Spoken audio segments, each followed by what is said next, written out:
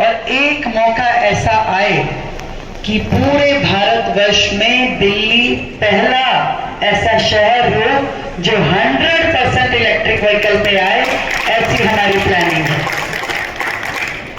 तो आज की इस एग्जीबिशन जिसमें आप लोग E vehicle parts, charging technology, ride Asia, EV, इस पूरी एग्जीबिशन को मैं बधाई देती हूँ, शुभकामनाएं देती हूँ आदरणीय ढिल्लो जी, चरणजीत विश्वकर्मा जी, दिनेश गोयल जी, नरेश शरण जी, आप सभी को, पूरी टीम को, कि आपने एक ऐसा सेक्टर चुना है जो सच में सिर्फ बिजनेस नहीं है।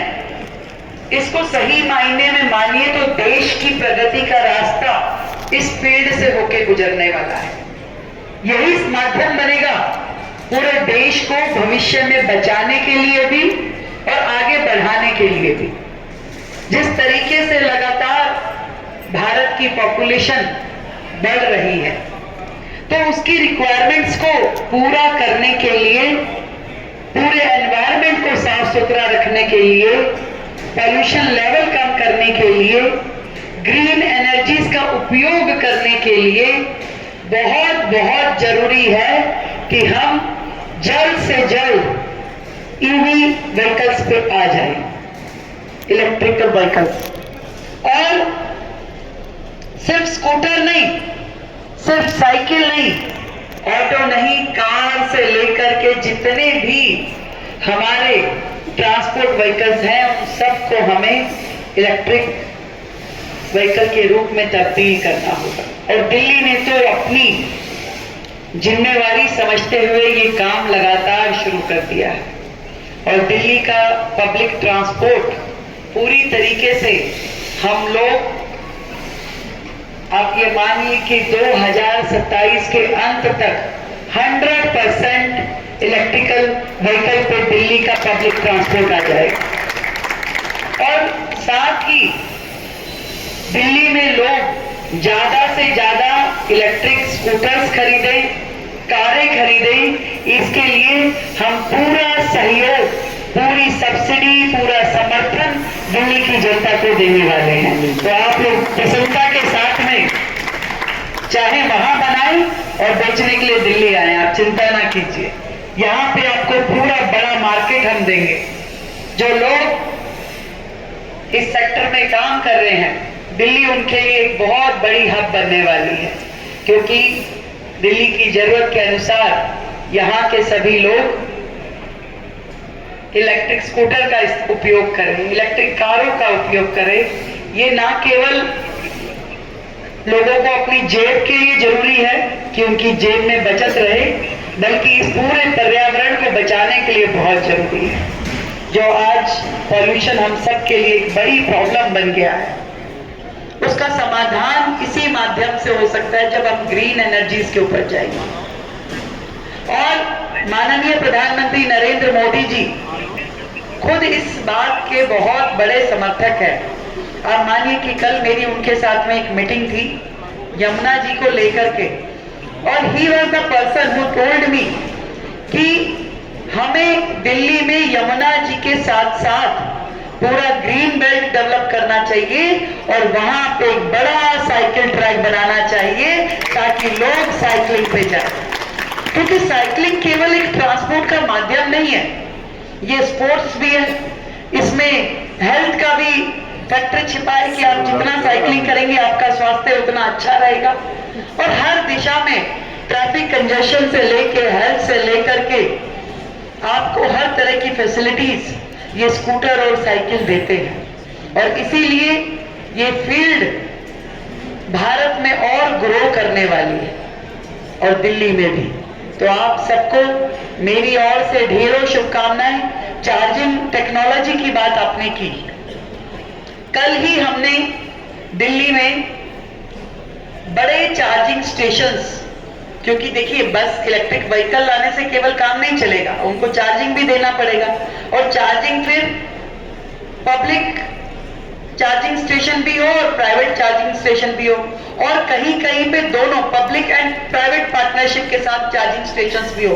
तो चार्जिंग की जो टेक्नोलॉजी आप लोगों के पास है, मैं आप सबको दिल्ली के लिए इनवाइट करती हूँ कि क्या बेहतर टेक्नोलॉजी आप हमें दे सकते हैं। क्योंकि कल जब मैंने एक आइटम अपने बजट की पास की तो 170 करोड़ रुपए में हमें जो 60 केवी का ट्रांसमीटर से 11 केवी पे लाने के लिए, ताकि वहां पे चार्जिंग स्टेशन बन सके, तो मुझे लगा कि 170 करोड़ रुपए हमें खर्च करने पड़ रहे हैं कि आप 60 केवी को 11 केवी के ट्रांसमीटर तक लेके आए।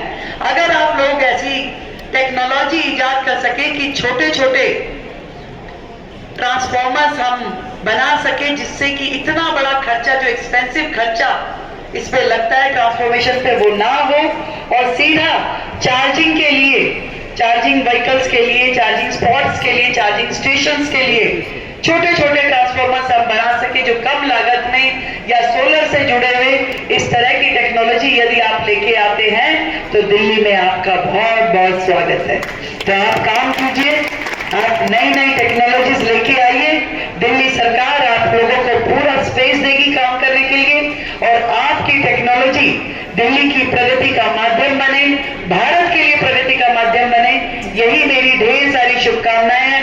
हमारे मंत्री सिरसा साहब भी आ गए भाई, एक बार जोरदार तालियां बजाओ।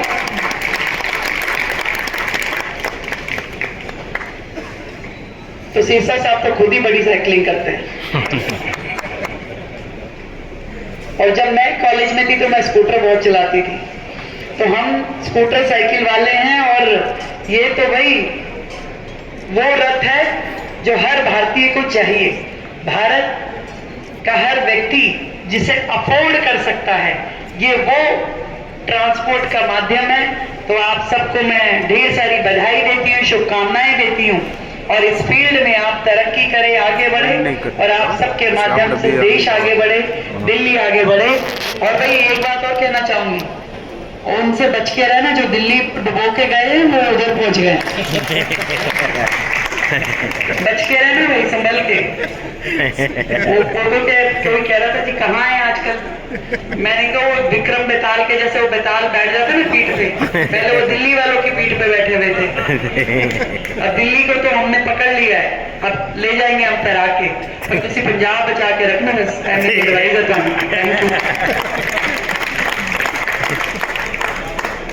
थैंक यू सीएम मैम, आपका बहुत बहुत धन्यवाद। आपने पंजाब के उद्योगपतियों को यहाँ टेक्नोलॉजी लाने के लिए कहा है, आपका बहुत धन्यवाद।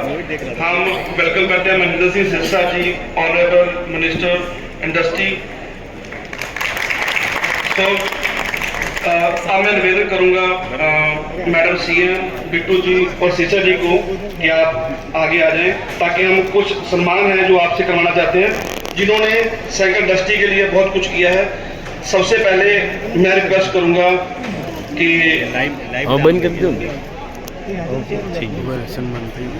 तो सबसे पहले बेनती करूंगा मैं चरणजीत सिंह विश्वकर्मा जी को सम्मानित करेंगे, चेयरमैन यूसीपीएम में।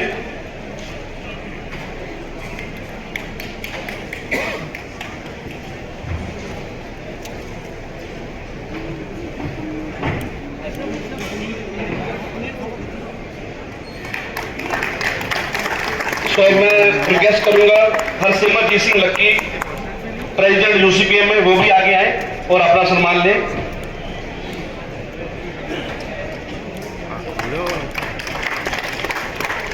मैं रिक्वेस्ट करूंगा गुरमीत सिंह कुलार जी, प्रेसिडेंट फिक्को, वो भी अपना सम्मान लें।